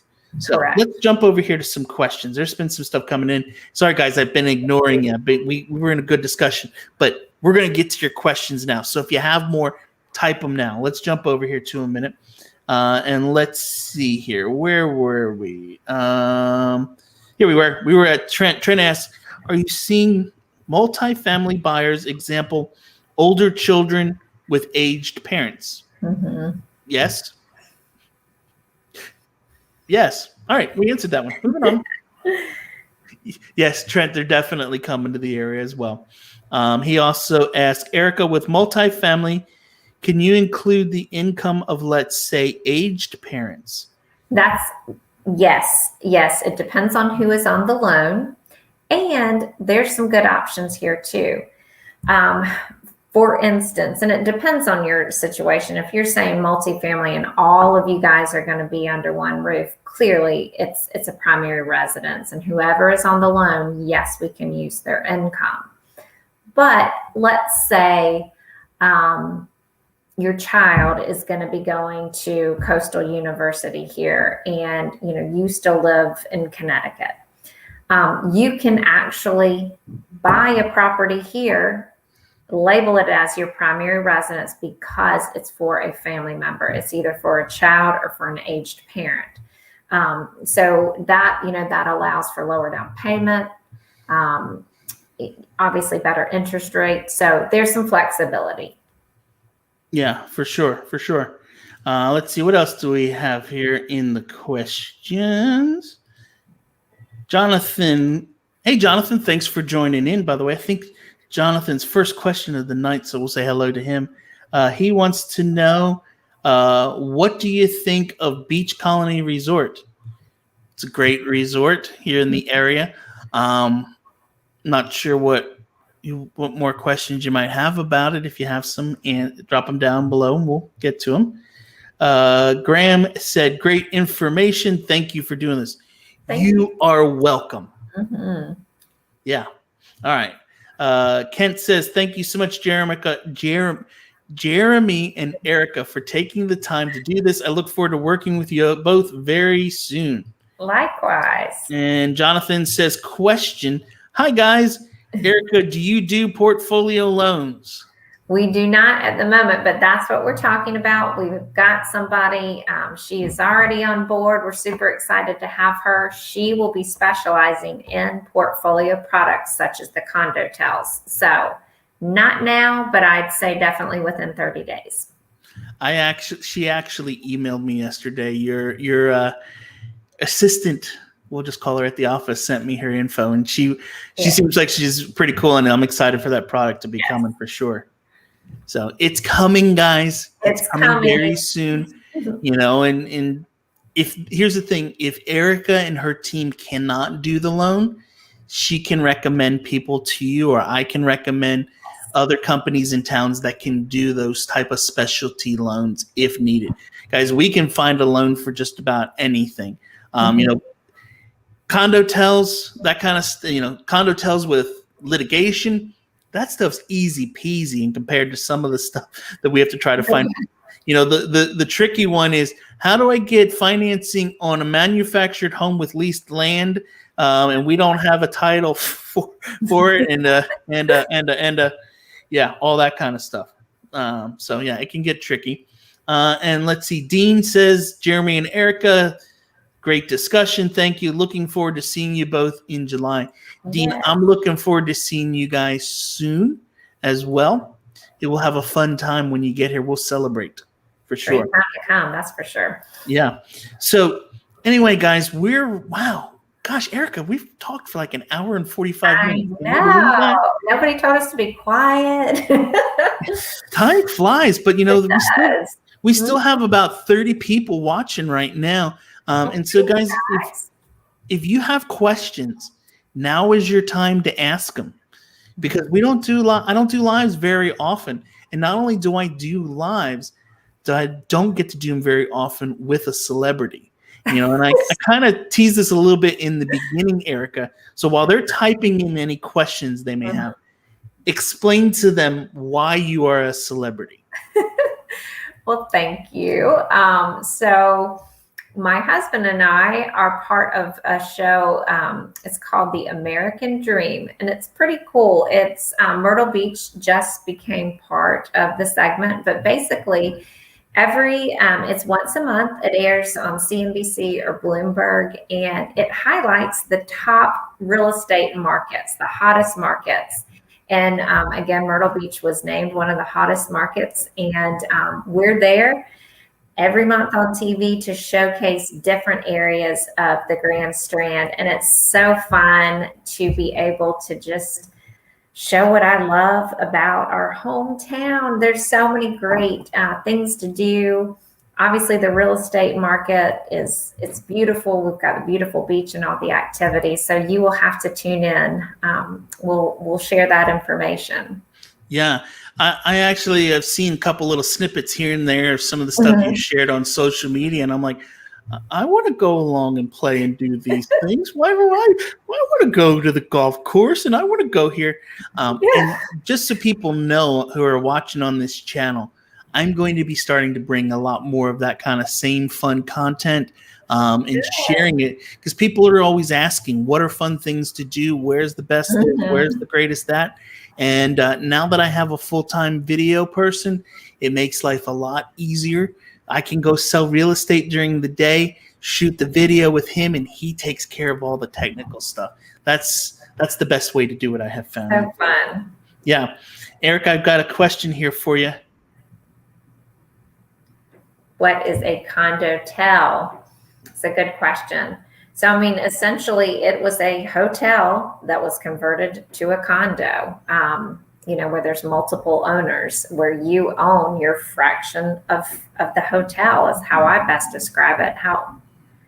Jeremy, anything you want to add to that? The easiest way that I kind of explain it is this. It's a condominium that acts as a hotel. It has a front desk where people check in and check out. Yeah. If the building has one of those and it's most of the units are being used on weekly rental type of things, that is considered a condotel. Yeah. So when you're looking for that investment type property here in the area, you can find investment properties that are not condotels. If, some of the older buildings up in, Shore Drive area of the beach, up in Arcadian, up in that area, some down in Surfside and that, golf course communities like Myrtlewood Golf Course, River Oak, those are not condotels, but they're investment properties. Now, it's not bringing in as much rental income per se, but there is pros and cons to all the different types. You can buy that oceanfront condo, and Jonathan asked about Beach Colony. In Beach Colony, just give you a bit of kind of an idea right now. Let me just pull this up here a second, and we'll bring this up. Here's our MLS, okay? And let me see if I can make this a little bit larger for everyone to see. Oops, I'm on the wrong screen. Let's get over here to this one. There we go. And I need to make this one back down now because I can't read anything. 1 second. All right. So here's basically Beach Colony, which is that resort you asked about. And I just pulled them up. An efficiency unit there, you can buy one for under $100,000. So you can own property in Myrtle Beach for under $100,000. But here's what we have to look at then. What is your monthly HOA fee? This one is $313 a month. But the big factor in let me turn this off because it's blocking the way here, man. And we're going to take this actually to full screen. The big factor that we want to look at, does the HOA include insurance? So no. So you're paying $313 a month HOA for this building. What do you get for it? Well, you get common electric, water, sewer, trash, elevator, pool, landscape, basic cable, electric in the unit, internet. So everything's included but your insurance. My guess is if I come down here and look, it's going to tell you somewhere in here what it is. So insurance is assessed separately in 3 payments of $314 a month, or $314. So that's another $900 a year that you're paying on this place in addition to it. And then we have to go and look at the rental income, $17,000 to $19,000. But here's the thing that gets me, guys. When you look at these units, this unit is a total of 390 square feet. Wow.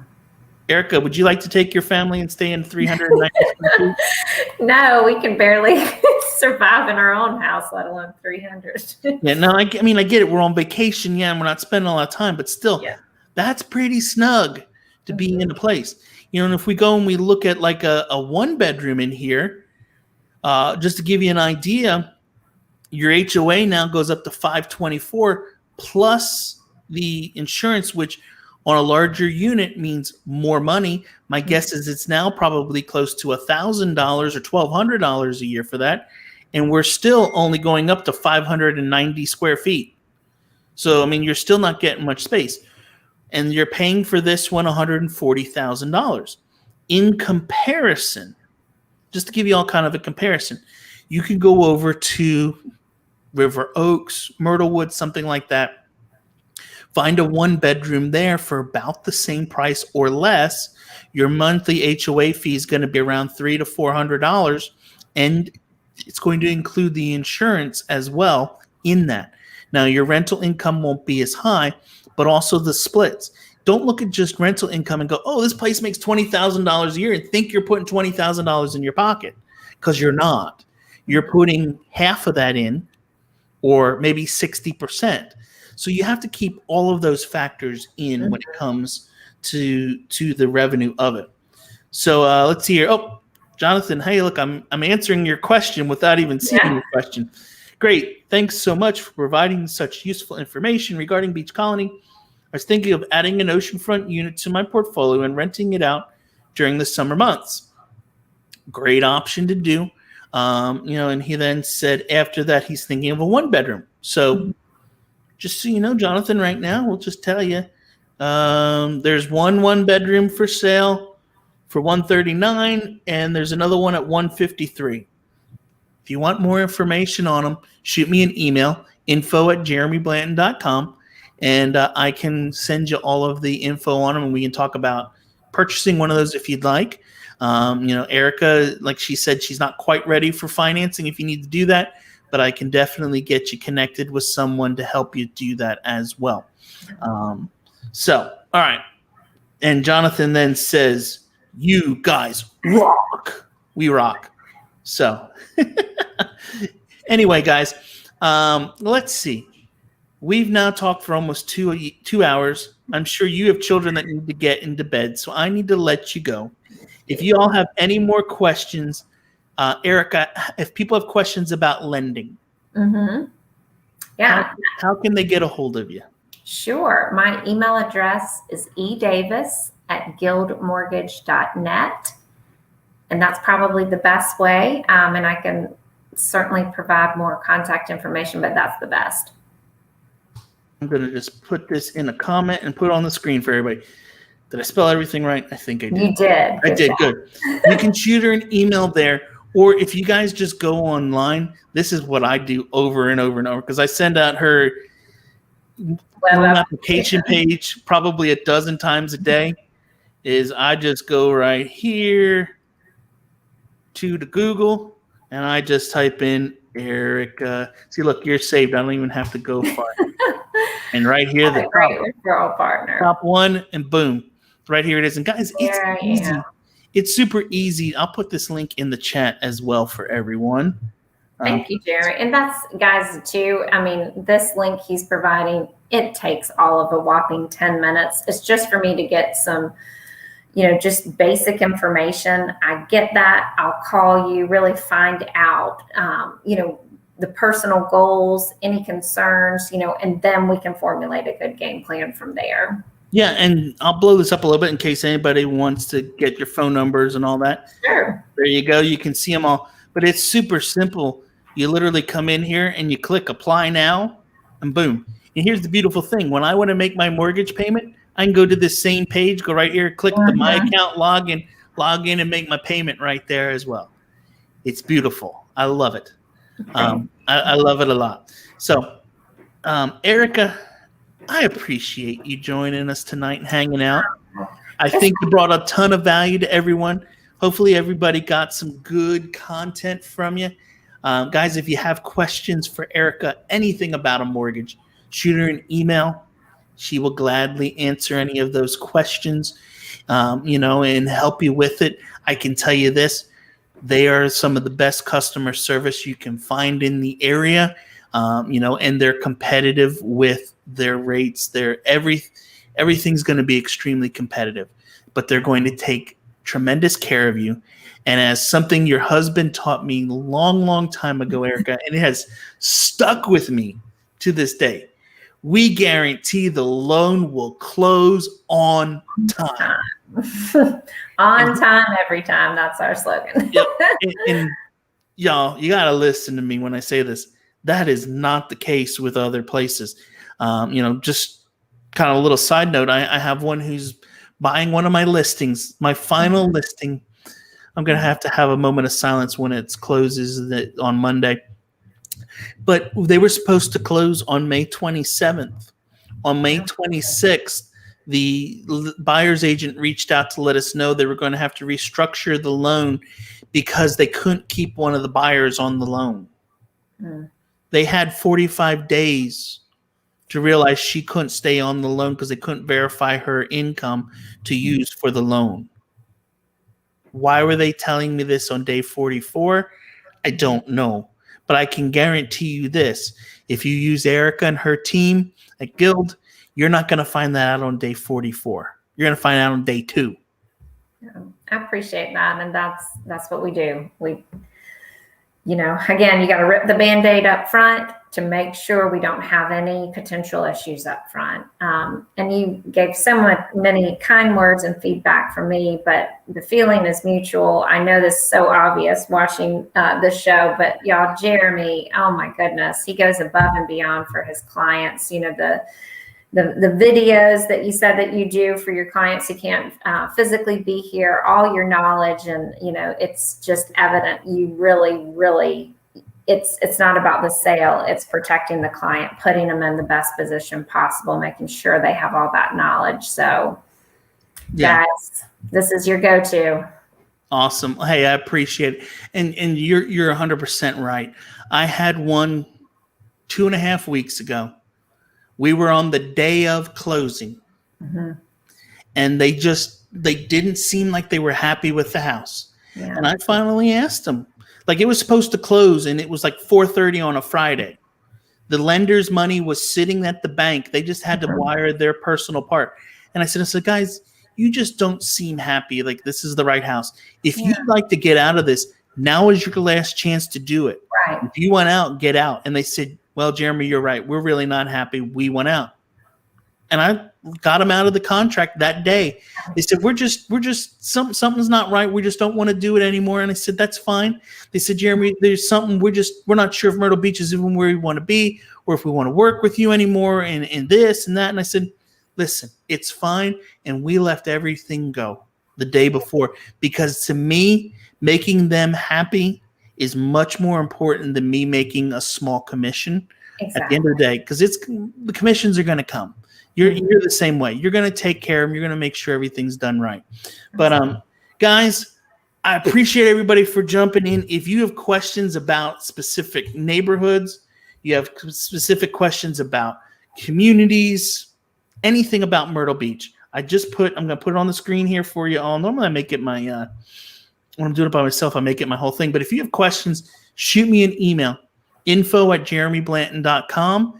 It's probably the easiest way to get me. It'll come right to my inbox, and I will do my best to help them. If you're thinking about making a move to the area and want to learn more about it, feel free to reach out to me. And I say this all the time to people. Listen, if you want to know more about, what schools are in that area, you want to know what are the HOAs, or even if you just want to know where's a good place to grab a burger, feel free to reach out to me. I'll do what I can to answer all those questions. And with that being said, even though we still have 23 people around here, Surfside Gunny comes in at the last second with a comment saying, thank you for the great info. Guys, thanks for joining us tonight. We're going to call it a night at 2 hours on the dot. Awesome. See y'all. Thank you.